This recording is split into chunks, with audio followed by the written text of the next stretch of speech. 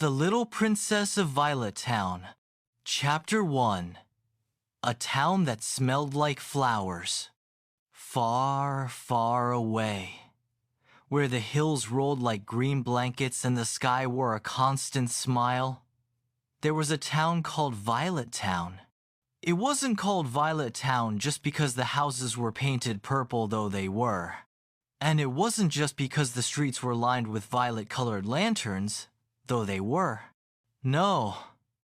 Violet Town had its name because every spring, thousands and thousands of violet flowers bloomed all at once. They grew in gardens, in window boxes, between the cobblestones, and even on the rooftops. The whole air smelled sweet, like someone had baked a giant blueberry pie and sprinkled it with sugar.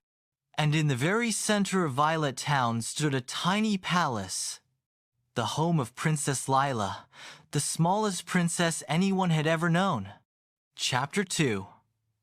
The Littlest Princess. Princess Lila was only 4 years old, and though she was small, her heart was bigger than the whole palace. She had curly golden hair, cheeks like rosy apples, and a crown that kept sliding down over her eyes whenever she laughed, which was often. She loved 3 things more than anything else. 1. Helping people, even if they didn't really need help. 2. Planting flowers, especially violets, of course. 3. Hats with feathers. The taller the feather, the better.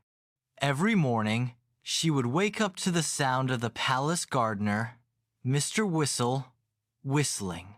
She'd peek out her window and wave, then run downstairs, often still wearing her polka dot pajamas, to ask, "What can I help with today?" Sometimes she watered flowers. Sometimes she carried baskets of seeds. And sometimes she just told the flowers stories so they would grow faster. Chapter 3. A strange morning in Violet Town. One sunny morning, Princess Lila opened her curtains and noticed something strange. The air didn't smell sweet. It smelled ordinary. She leaned out the window. "Good morning, Mr. Whistle." Morning, Princess. Mr. Whistle waved, but his face looked worried. Lila hurried downstairs. "What's wrong?" Mr. Whistle pointed to the garden beds. The violets, they're not blooming. Not a single one.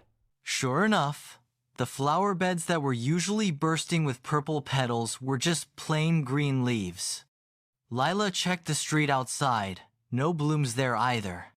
The whole town seemed less sparkly. Chapter 4. The Town Meeting. The mayor of Violet Town called an emergency meeting in the town square. Everyone came: the bakers, the toy makers, the school children, and even Mrs. Muddle, who always brought her knitting everywhere she went. My dear townspeople, The mayor began. this is a disaster. Without violets, Violet Town is just town. Everyone gasped. Princess Lila stepped forward. "Don't worry. I'll find out what happened to the violets. I'll bring them back." The crowd murmured, "Oh, the princess is so brave." The mayor smiled. Thank you, Princess Lila. You are small, but your courage is enormous. Chapter 5. The clues begin. Lila decided she needed clues. She put on her exploring hat, a floppy sun hat with a big purple feather, and set off with her best friend, Pip the talking squirrel. "Maybe the violets got lost," Pip suggested. "Flowers can't get lost."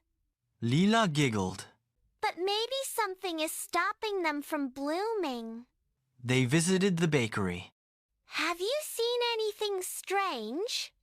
Lila asked the baker. Only that the bees stopped visiting. the baker said, wiping flour from his hands. And without bees, flowers don't grow well. They visited the library. The librarian, Miss Poppy, whispered, I've read about this before. Sometimes when the violet moon is hidden for too long, the flowers sleep. They even asked the postman, who shrugged and said, All I know is the wind's been blowing the wrong way lately. Chapter 6. The Hidden Violet Moon. That night, Lila climbed to the top of the palace tower with Pip. They looked for the moon, but the sky was cloudy, and no soft purple glow shone down on the town. If the moon's hiding, maybe we can find it. Pip tilted his head. Find the moon! How? Lila grinned. By following the clouds until we see where they're coming from. Chapter 7. The Journey Beyond the Hills. The next morning, Lila packed her adventure bag. 1 peanut butter sandwich for Pip, 1 blueberry muffin for herself, a tiny watering can, just in case, and a notebook for clues. They set off beyond the green hills that surrounded Violet Town. Soon they found a forest where the trees whispered secrets to each other.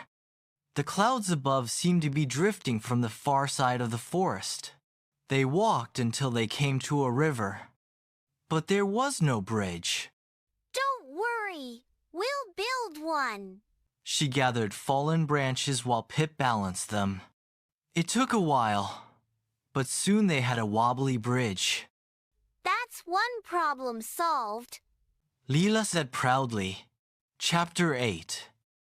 The Valley of Clouds. Beyond the river, the ground dipped into a wide valley filled with clouds. Not above them in the valley itself. Puffy, soft clouds that smelled faintly of soap floated all around. In the middle sat a sleepy-looking giant wearing a blue scarf. Hello, are you in charge of these clouds? The giant yawned. Yes. I'm Nimbus. I've been storing clouds here for weeks because the wind broke my cloud blower. But your clouds are blocking the violet moon. Lila said. Nimbus looked guilty. Oh dear. I didn't realize. I just didn't want them to drift away before I fixed my blower. Chapter 9. Fixing the blower. Lila rolled up her sleeves. Let's fix it together. The cloud blower was a tall, twisty machine with a handle, a funnel, and several squeaky wheels. Pip held the screws while Lila turned the handle, tightened bolts, and polished the funnel. After an hour, the machine was ready. Nimbus turned the handle. Whoosh! The clouds lifted into the sky and drifted away, leaving the air clear and bright. Thank you, little princess. Chapter 10. The Violet Moon Returns. That night, back in Violet Town, Lila climbed the palace tower again. There it was, the violet moon, glowing softly over the town. By morning, the violets had begun to bloom again. The air smelled sweet. Bees buzzed happily. The townspeople filled the square with laughter. The mayor made a speech. Princess Lila has reminded us that no problem is too big when we work together, and no helper is too small to make a difference.